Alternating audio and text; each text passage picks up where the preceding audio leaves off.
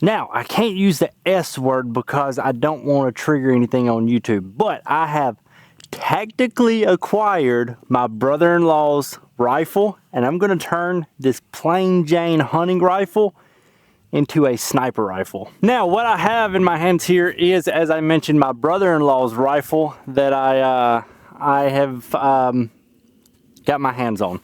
Now, what this is probably the most common hunting rifle that you're going to find, especially in South Carolina. This is a Ruger American rifle, chambered in 6.5 creedmore, and it's got just a Nikon Buckmaster BDC scope on it, and a worn precision mount. So good mount right here. He did have it loose. I just now tightened it up. It was sitting there wobbling back and forth. We've got just a cheap bipod on it. It's as I mentioned, it's a plain Jane. It's just a lightweight hunting rifle that you can find in nearly every state. It's just an off-the-shelf, you know, sports store hunting rifle. Chambered in 6.5 creedmore. It's got a 4-round rotary box-style magazine. There's absolutely nothing wrong with these types of rifles.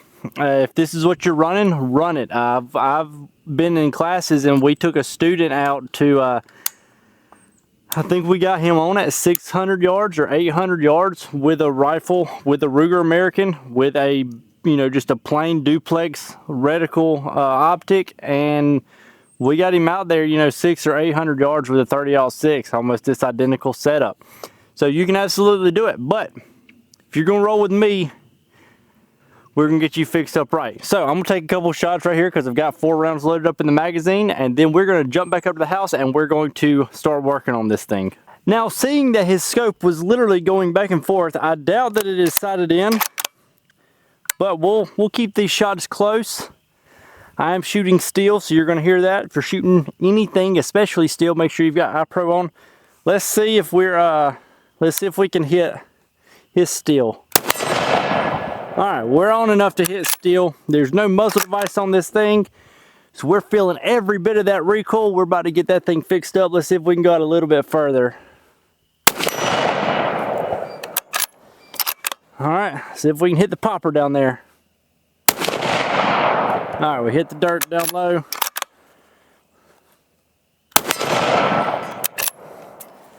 Alright, there's 4 rounds. That ain't pleasant to shoot because we're just running the thread protectors. There's no muzzle device on there. We're about to change every bit of this thing. So y'all stick around. Let's jump up to the house and get this thing built out. Okay, and it's time for today's video sponsor, Modern Warriors. Now, if you are in Utah or Tennessee, they've got actual storefront locations. But if you're among the rest of us in the US, and you have internet like everybody in the US, including the homeless people, well, you have access to Modern Warriors because they've got a jam up website with everything that you could possibly want. Now, they've got high-end stuff, they've got low-end stuff, they've got accessories, they've got things that go on the end of muzzles, they've got things that fly out the end of muzzles when you press the trigger. They've got it all. So if this is the kind of stuff that you're interested in, which I'm assuming it is because you're watching this video, well, then definitely check out Modern Warriors. Or maybe, just maybe, you are watching this video and you're thinking, wow, he seems like a stand-up fella. I would like to get him a gift. Well, that's really generous of you. I wear a size CZ Shadow 2 compact. I'll give you my FFL information. You can ship it straight there. The Rock Vise from Aero Products. So they are based out of South Carolina, so extremely local to me. Got an ARCA adapter as well as Picatinny, and then you've got all kinds of accessories, whether we're talking scope leveling bases, action rods that mount in there. It even got mag blocks. And I can lock the chassis into it and get it at whatever angle I need to and lock it in. Ain't that the coolest thing ever? Pull it out, and yes, they send stickers. Okay, so now we have got the chassis installed, the night vision rail, the grip, the stop, the optic, the rings. Now we have to decide on a muzzle device. I could go with the suppressor, and that's going to make it much more pleasant to shoot. It's going to cut down on the sound, cut down on the signature that the rifle is producing. This one is a C3. This is the Hush Puppy. It's a full titanium, full auto rated. This one is in the raw titanium finish, so it'll change colors as it heats up, which is going to be really, really cool. But I think I'm going to go with the Ultradyne. This is the Apollo S 6.5 brake. Now the benefits of a brake over a suppressor is the brake is going to be shorter, it is going to be lighter weight, and it's not going to have the mirage that you're going to get with the suppressor. So when we go to stretch this thing out really far, I'm not going to get that heat wave, the mirage coming off the suppressor, which can have a huge effect on your ability to see what's going on downrange. It's also going to keep the recoil low. That's the huge benefit of a brake. It's going to keep the recoil low, which means it's softer on the shoulder, which means I can send more rounds downrange each range session. It also means that it makes it easier to spot trace and impacts downrange, whereas it's not always super easy to do with a suppressor. So I think I'm gonna go with a brake on this build. Now what I want you to do is real quick, stop this video, send this to your brother-in-law or your brother or anybody else, and let them know that you will let them tactically acquire your rifle if they'll soup it up for you. Okay, before I get too many of you up in arms at me, I know this is not a sniper rifle. I was just trying to get you to comment. I know this is far from a sniper rifle and that this will never be a sniper rifle. Again, just seeing if you would comment. So if you did, thank you. If you have not already, please do so. I'm gonna do a quick rundown of what this rifle is, kind of what I just now done to it. So this is a Ruger American in 6.5 Creedmore. I swapped the stock out for the Ultradyne chassis with the Fab Defense grip. I've got the Ultradyne adjustable stock. Moving forward, I've got the Ultradyne night vision rail, the Ultradyne Apollo S 6.5 muzzle brake. I've got one precision mount, or rings I should say, and then the Zero Take Thrive HD Hunter long range, or LR. So it is an illuminated reticle, first focal plane, 6-24, Christmas tree style reticle. And then as you can see right here, I've got the trigger cam mounted up on it so that you can actually watch as I shoot. First impressions of this Ultradyne chassis is incredible. The fit and finish, looking at the machine work on it, you know, it is super precise, super clean. I'm not finding any blemishes or nicks on it. On the bottom of it, we do have ARCA as well as M-LOK slots. I love ARCA because I like mounting bags and bipods and mounting my rifle to tripods. It just makes it super easy to throw it in and clip it on. So you've got full length ARCA all the way across the bottom of this chassis. The chassis is aluminum. Initially, I thought this was going to be a heavy rifle, but surprisingly, this thing still, even after, you know, everything's on it, it is extremely manageable. I haven't weighed it. I would guess somewhere around, now take off the trigger cam and, you know, we drop about a pound or so. You know, I would guess this rifle comes in maybe 8 pounds. That is with the magazine unloaded. I'm running the PMag AICS. This is the 5-round magazine. So this chassis does take AICS style mags. Really great lockup.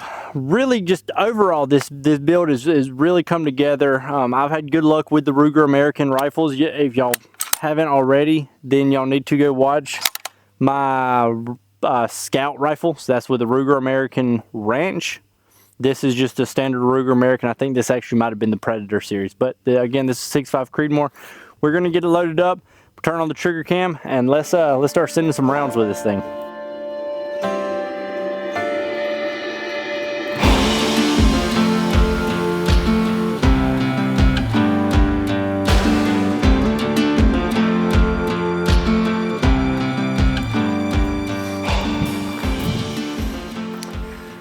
All right, now we are recording through the trigger cam. Let me go ahead and raise this tripod up just a hair. Get it at a more appropriate level. All right, there it should do. Let's get this ball head rotated around. There we go. All right, now I just kind of done a quick bore sight on this thing. So I think we should be close. I am really excited to feel the difference in the recoil with this brake on here.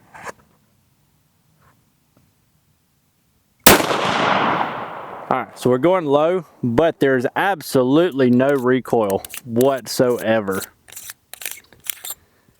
See, so we're going low, so let's go ahead and drop this down. That's the benefit of the brake, is I was actually able to watch that round even right here at 100 yards. Able to catch that round. There we are.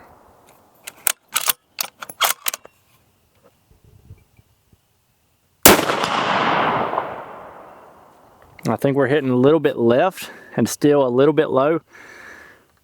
It's not a super precise zero.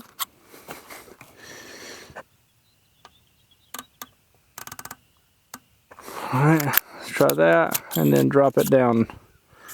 Just a couple more clicks.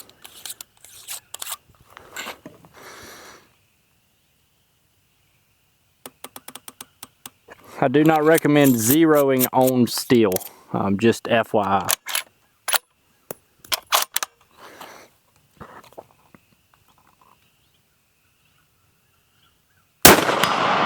There we are. All right, I think we're zeroed enough. Let's see if we can hit that little bitty plate. Smacked it. Man, this thing makes a world of difference with that brake on there. World of difference.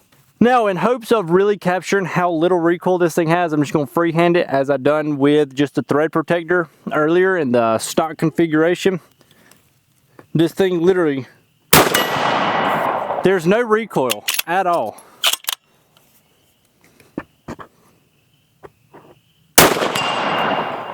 Nothing. Not even a little bit. Let's see.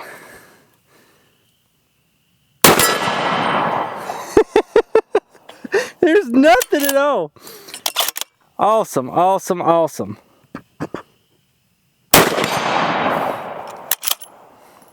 Got one more. See it hit that popper again.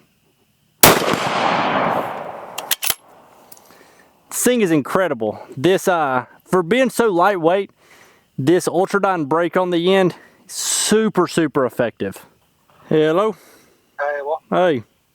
I want you to do some research for me. Alrighty. Well, unfortunately, while I was talking on the phone with my pops, the trigger cam died. So y'all no longer get to see the footage, but we're going to continue to blast this thing. I'm just going to, kind of test this recoil out and,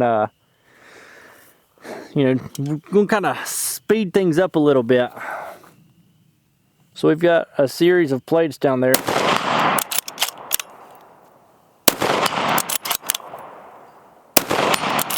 Oh, we lost a plate.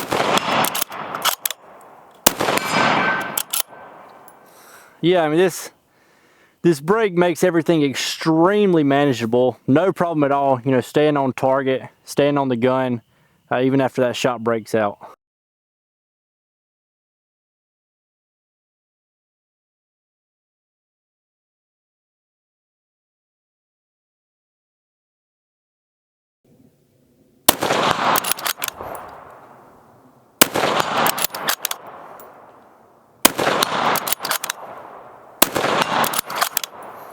All right, now I didn't plan that far ahead and I didn't bring a bag down here with me. So we're gonna be running metal on metal. I'm just gonna be running, some ladder work. Shooting just, about 100 yards, so it's not gonna be crucial, and the plates are fairly generous because I keep knocking off the 4-inch plate. So now we're running with a 6-inch plate. Pretty generous at 100 yards. We're gonna run some ladder stuff without a bag, without a timer as well.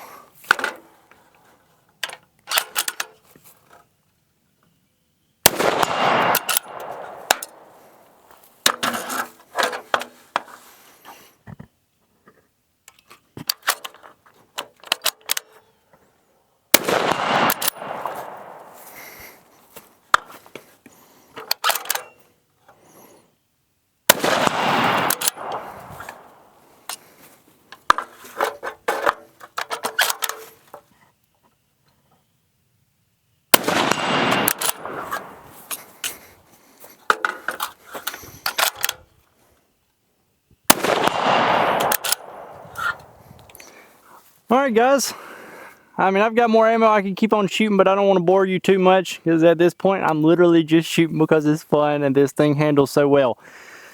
If you like bolt gun content, please stick around because I've got some really exciting stuff coming up on the channel. I've got at least 2 bolt guns that I've got in the works right now. Like, it's not like in question, it's not a question mark. It's like they're in the works currently. One of them, I've got about half of it finished. So please stick around if you enjoyed the bolt gun content. Really excited about the 2 bolt guns I've got coming after this one.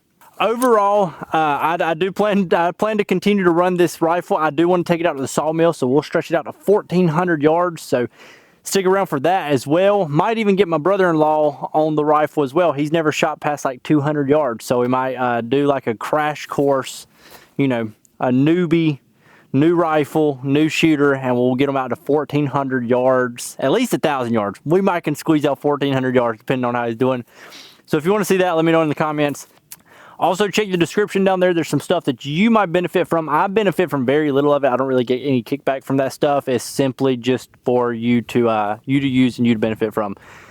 Let me know your thoughts on this rifle. Be sure to follow me on Instagram if you want to see more of it. I'll have some shorts over there of this rifle by the time this video uploads on YouTube, and you'll probably have a couple pictures of it over there as well. I appreciate you watching. That's all I have for you, and I will catch you on the next one.